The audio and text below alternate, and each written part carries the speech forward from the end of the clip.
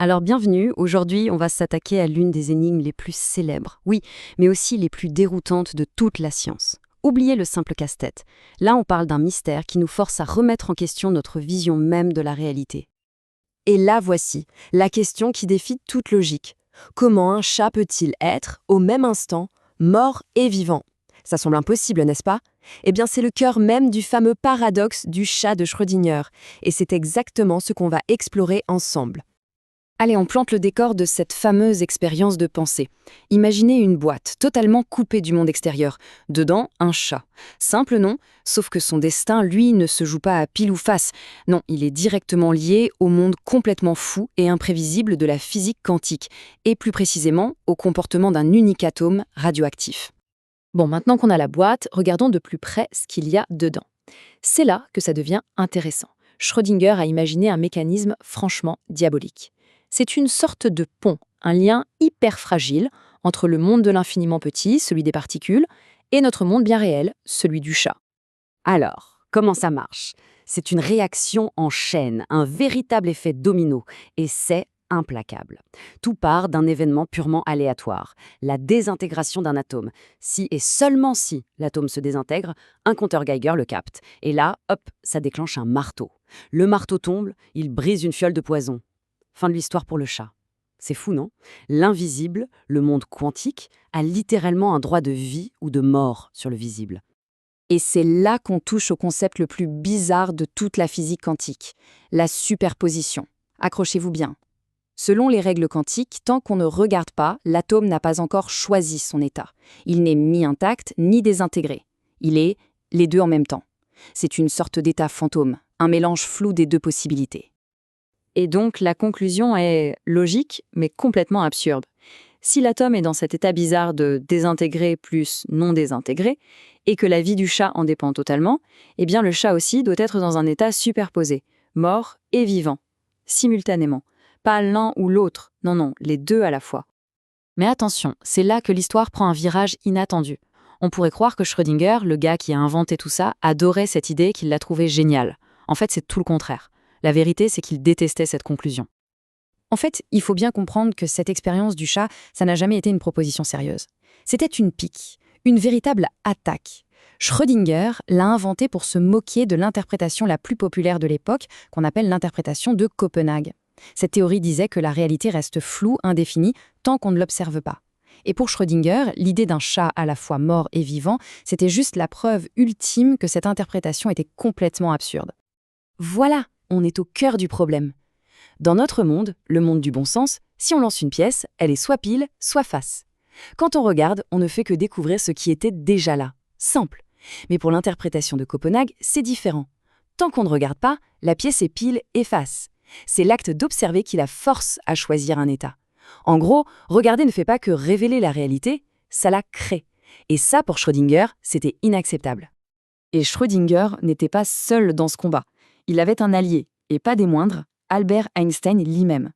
La célèbre phrase d'Einstein « J'aime penser que la Lune est là, même si je ne la regarde pas », résume tout. C'était leur conviction profonde à tous les deux. La réalité doit exister par elle-même, de manière objective, qu'on soit là pour la regarder ou pas. Cette idée d'un univers qui attendrait notre permission pour exister, ça leur était juste insupportable. Ce qu'ils cherchaient, au fond, c'était une physique qui décrive le monde de façon continue, logique, compréhensible. Ce fameux saut quantique qui se produit quand on mesure quelque chose, pour eux, ça ressemblait à un tour de magie, un truc pas clair. C'était pour eux le signe que la théorie n'était pas encore terminée, qu'il manquait une pièce au puzzle. Alors la question est, comment on se sort de ce pétrin? Comment résoudre ce paradoxe? Eh bien, les physiciens ne sont pas restés les bras croisés. Ils ont imaginé plusieurs théories, parfois encore plus folles, pour décider du sort de notre pauvre chat. Ok, première piste, la décohérence. L'idée, ici, c'est que le problème se résout en fait tout seul, et très, très vite. La superposition serait une chose extrêmement fragile. Le moindre contact avec l'environnement, une petite molécule d'air qui passe par là, un peu de chaleur, et paf, tout s'effondre.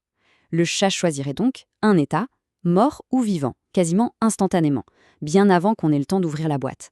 En gros, le paradoxe n'aurait même pas le temps d'exister à notre échelle. Deuxième solution, et là on passe à un autre niveau, c'est la théorie des mondes multiples. L'idée est simple mais vertigineuse.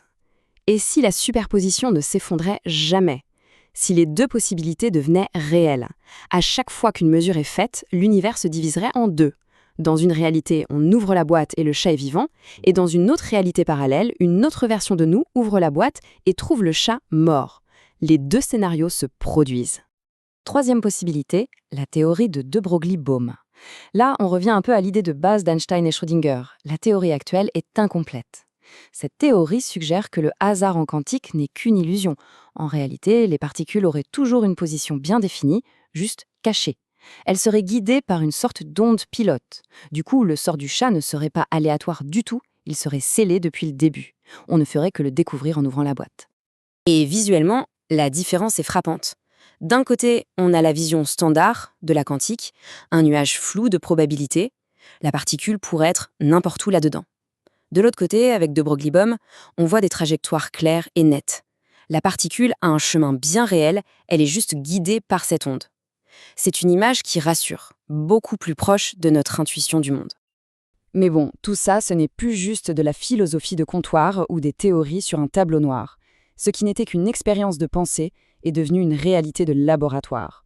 On va voir comment, aujourd'hui, la science arrive à créer pour de vrai des chats de Schrödinger. Et ça, c'est vraiment le point essentiel.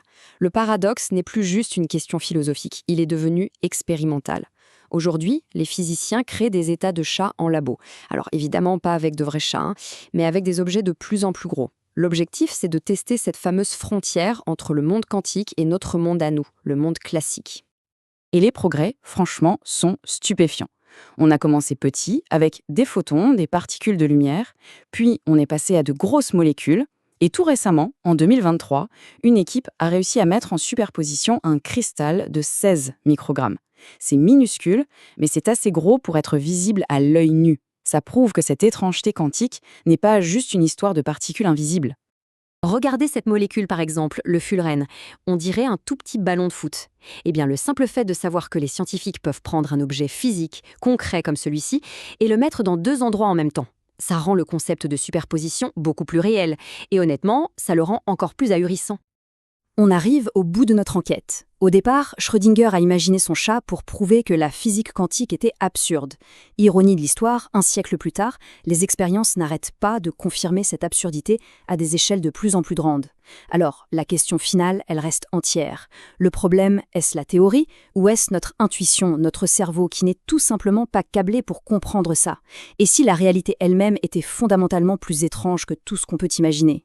Le mystère du chat de Schrödinger, lui, est loin d'être résolu.